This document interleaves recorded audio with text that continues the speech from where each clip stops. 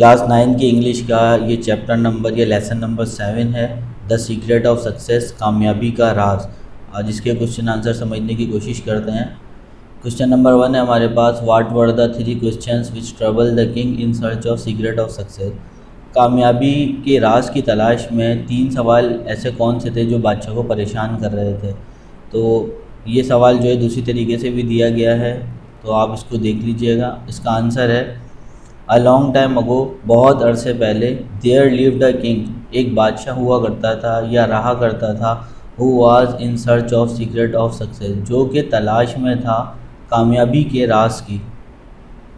He thought if he could find out the answers to 3 questions, वो सोचता था कि अगर उसने इन 3 सवालों के जवाब हासिल कर लिए, ही would discover this secret and would never fail, तो वो कामयाबी के राज को दरियाफ्त कर लेगा और कभी नाकाम नहीं होगा। दीज क्वेश्चंस वर, ये जो सवाल थे वो ये थे, what is the most important time to start some work, सबसे अहम वक्त कौन सा है किसी काम को शुरू करने के लिए। What is the most important work to do, सबसे इम्पॉर्टेंट काम कौन सा है करने के लिए, यानी सबसे अहम काम कौन सा है करने के लिए। What is the most important person, और कौन सा शख्स जो है सबसे ज़्यादा अहम है। सर्च का मतलब भी तलाश करना होता है, फाइंड आउट का मतलब भी तलाश करना होता है। थिंक की सेकंड फॉर्म है थॉट, लिव की सेकंड फॉर्म है लिव्ड, रहा करते थे। लॉन्ग टाइम अगो का मतलब है बहुत अरसे पहले। सर्च का मतलब तलाश करना, सीक्रेट ऑफ सक्सेस का मतलब कामयाबी का राज, इफ़ का मतलब अगर, और नेवर फेल का मतलब है कभी नाकाम नहीं होगा। ठीक है, ये इमेजनरी सिचुएशन है, तसव्वुर किया जा रहा है, इसलिए यहाँ पर वुड लगाया गया। नेक्स्ट क्वेश्चन हमारे पास, why did the king ask his minister to do and what was the result. Minister कहते हैं वज़ीर को और रिज़ल्ट कहते हैं नतीजे को, यानी कि उसने क्या पूछा अपने वज़ीर से, क्या उसको offer the. The king was in search of secret of success, बादशाह जो था कामयाबी के राज की तलाश में था। He thought if he could find out the answer to 3 question he would discover the secret of success and would never fail. हम ऊपर भी पढ़ चुके हैं कि उसने सोचा कि अगर वो 3 सवालों के जवाब पाने में या हासिल करने में कामयाब हो गया तो वो कामयाबी के राज को जान लेगा और कभी भी जो है नाकाम नहीं होगा। So for this he was giving a reward of 5000 gold coin, इन 3 सवालों के जवाब के लिए वो दे रहा था 5000 सोने के सिक्के। रिवार्ड का मतलब होता है इनाम, और रिवार्ड का मतलब इस्लामिक वे में सवाब निकलता है। ठीक है, तो इसके 2 मतलब हैं रिवार्ड के। तो वो अगर 3 सवालों की कोई जवाब दे देता तो उसने एक ऑफ़र रखी थी कि 5000 सोने के सिक्के मैं उसे दूंगा। मैनी पर्सन केम, कई शख्स आए, कई लोग आए, but none give the correct answer, लेकिन कोई सही जवाब नहीं दे सका। क्वेश्चन नंबर 3 है, what did the king do to collect possible answer. Why did king call the wise and learn man to his court and what was the result. बादशाह ने क्या किया मुमकिन जवाबों को पाने के लिए, या फिर उन 3 सवालों को हासिल करने के लिए उसने क्या किया। और दूसरी तरीके से सवाल दिया गया है कि क्यों बादशाह ने बोला उसको जाना पड़ा एक अक्लमंद और पढ़े लिखे दानिश्वर बंदे के पास अपने दरबार में जो था, और उसका क्या नतीजा निकला। यानी बादशाह को 3 सवालों के जवाब नहीं मिल रहे थे तो उसे जो है कंसल्ट करना पड़ा, मशवरा करना पड़ा एक बुज़ुर्ग से, एक समझदार पढ़े लिखे इंसान से। तो उसका क्या नतीजा निकला। The king called the wise and learn man of his country to his court, बादशाह को बुलाना पड़ा एक अक्लमंद और पढ़े लिखे आदमी को जो कि उसके मुल्क से था और उसके दरबार की थोड़ी दूरी पर रहता था। He discuss the problem with them, उसने इस मसले का हल उससे डिस्कस किया, यानी इस पर तबसरा किया, बात की। फॉर मैनी डेज, कई दिनों तक। They were not able to satisfy him, कोई भी जो है इस काबिल नहीं था कि उसको मुतमईन कर दे। सेटिस्फाई का मतलब है मुतमईन। If some of them gave one answer the other argue against it, अगर कोई एक सवाल का जवाब बताता तो दूसरा जो उस पर बहस करता और बिल्कुल मुखालिफ उसको काटने के लिए दूसरा जवाब बताता। The king did not approve of their answers, बादशाह जो है उनसे मुतमईन नहीं हुआ और उनके सवाल जवाब को उसने अप्रूव नहीं किया, उससे एग्री नहीं हुआ। क्वेश्चन नंबर 4 है, what scheme did the king make to approach the saint. Scheme कहते हैं तरकीब को, अप्रोच कहते हैं पहुंचने को, सैंड कहते हैं बुज़ुर्ग को। तो क्या तरकीब लगाई बादशाह ने पहुंचने के लिए बुज़ुर्ग के पास, यानी कि वो जो बूढ़ा आदमी था, समझदार, जो पढ़ा लिखा था, दानिश्वर था, उसके पास पहुंचने के लिए बादशाह ने क्या तरकीब लगाई। सवाल दूसरी तरीके से भी दिया गया, what was the trouble to ask the advice of the saint, how did the king overcome to this difficulty. Overcome कहते हैं काबू पाने को, ट्रबल कहते हैं परेशानी को, एडवाइस कहते हैं नसीहत को, सैंड कहते हैं बुज़ुर्ग या वली को। तो बादशाह ने कैसे तरकीब लड़ाई या फिर कैसे काबू पाया इस मसले पे कि वो जो है ना बुज़ुर्ग से मिल सके, क्योंकि बुज़ुर्ग जो है ना वो अमीर आदमियों से नहीं मिलता था। तो आंसर इसका, the trouble with meeting the sand was that, बुज़ुर्ग से मिलने की परेशानी ये थी कि he did not like the rich people, वो अमीर लोगों को पसंद नहीं करता था। He was friendly with the poor, लेकिन वो जो है गरीबों के साथ बहुत दोस्ताना था। The king thought of a scheme to overcome this difficulty, बादशाह ने एक तरकीब सोची इस मसले पर, इस मुश्किल लम्हे पर काबू पाने के लिए उसने एक तरकीब सोची। He dress himself in rags to appear as a poor man, उसने फटे पुराने कपड़े पहन लिए। रैग्स कहते हैं पेवंत लगे हुए कपड़े जो फटे पुराने होते हैं। तो बादशाह ने खुद से जो है वो कपड़े पहन लिए फटे पुराने, ताकि वो दिखाई दे गरीब आदमी की तरह। अपेयर का मतलब है दिखाई देना, ज़ाहिर होना। तो वो गरीब आदमी की तरह दिखना चाहता था, इसलिए उसने फटे पुराने कपड़े पहन लिए। He told his servants who were in attendance to stay behind and went straight to the saint's hut. उसने अपने मुलाजमों से कहा जो कि अभी हाजिर थे।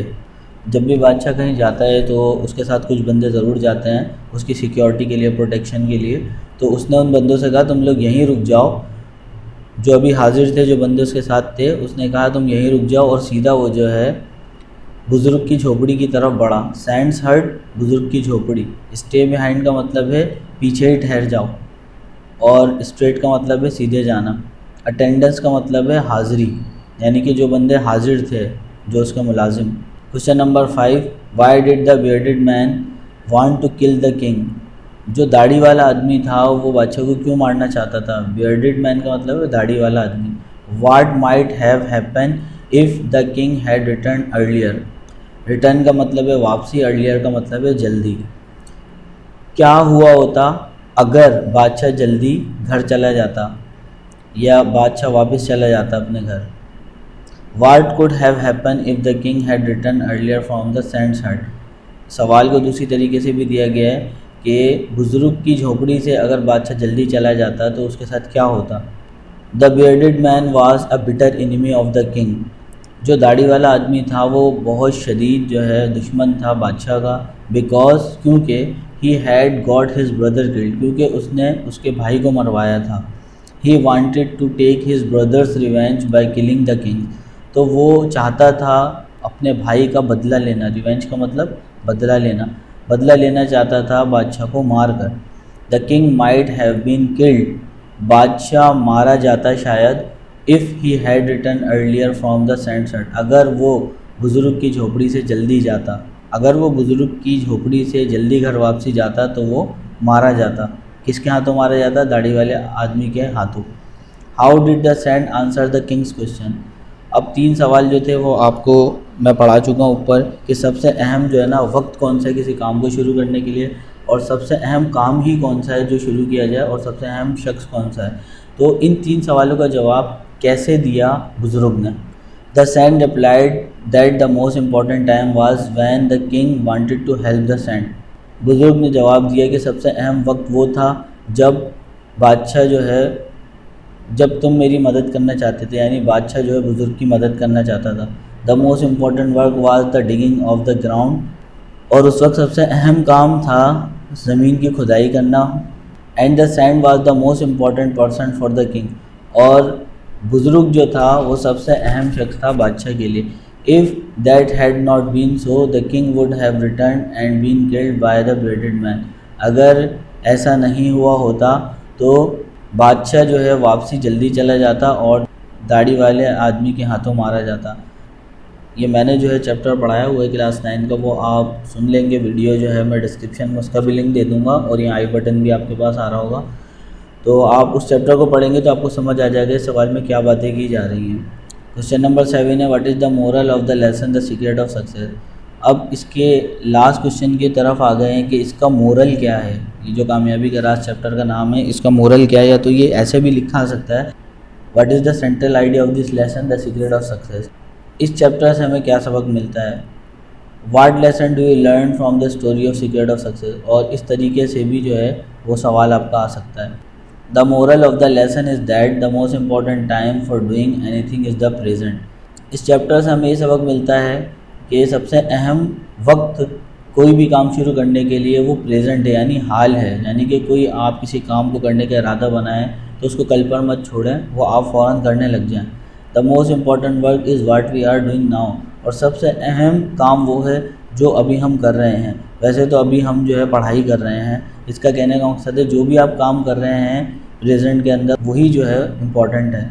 The most important person is one whom we are with at the moment. सबसे अहम शख्स वो है जिसके साथ अभी हम इस लम्हे हैं। ठीक है, वो कोई भी शख्स हो सकता है, आपका टीचर भी हो सकता है और कोई और भी हो सकता है। जिसके साथ आप अभी बैठे हैं, बातें कर रहे हैं, जो आपके साथ है वो सबसे अहम शख्स है। और सबसे अहम काम वो है जो आप अभी कर रहे हैं, और सबसे अहम वक्त प्रेजेंट है किसी भी काम को करने के लिए। तो ये इसका जो है सेंट्रल आइडिया था। अब रेफरेंस कॉन्टेक्स्ट को पढ़ने की कोशिश करते हैं। ये कुछ लाइन बुक से आपको दे दी गई हैं और इसमें से कुछ क्वेश्चंस पूछे गए, उनके आंसर्स आपने देने हैं। There was a jungle at some distance from the capital. Capital कहते हैं दारुल खिलाफे को। In this jungle there lived an old and wise man who was known as a saint. His fame had spread far and wide. Fame का मतलब है famous, मशहूर, शोहरत, spread फैली हुई थी, फार एंड वाइड दूर दराज। The king had heard of him. He wanted to ask his advice. The trouble was that this smart did not like the rich people. He did not want to mix with them, but he was friendly with the poor. ये सारा कुछ हम जो है ऊपर पढ़ चुके हैं।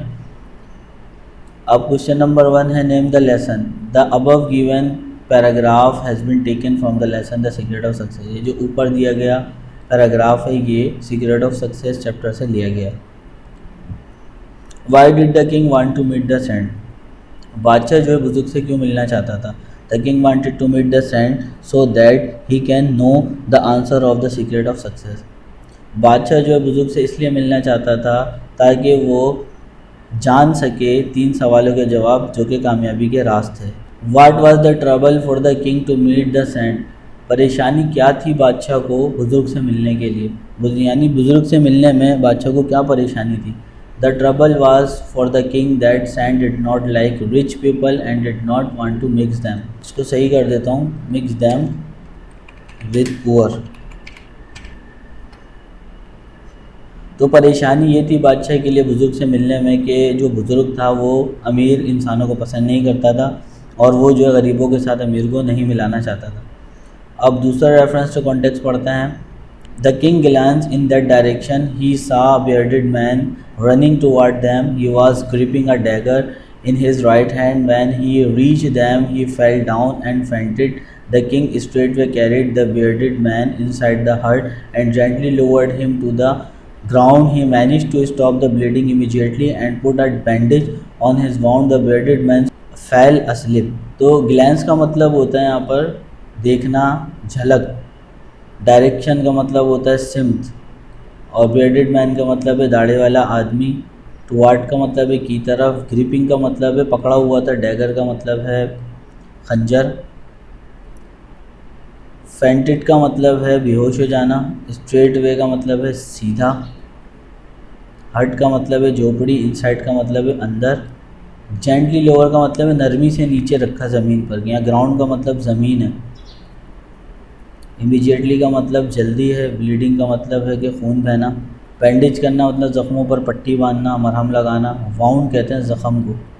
और फेल अस्लीप का मतलब है सून फेल अस्लीप, जल्दी सो गया। कौन? बेडेड मैन, दाढ़ी वाला आदमी।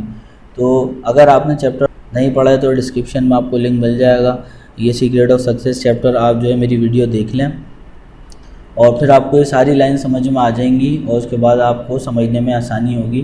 Name the lesson. The above given paragraph has been taken from the lesson secret of success. इसको स्किप करते हैं, आगे चलते हैं, ये पढ़ चुके हैं। What was the intention of the bearded man and why did he fell down and faint. Intention कहते हैं नियत को। जो दाढ़ी वाला आदमी था उसकी क्या नियत थी और वो नीचे क्यों गिर के बेहोश हो गया। The bearded man wanted to kill the king, जो दाढ़ी वाला आदमी था वो बादशाह को मारना चाहता था। But the king servants recognise him, लेकिन बादशाह के गुलामों ने उसे पहचान लिया। रिकॉग्नाइज का मतलब पहचान लिया।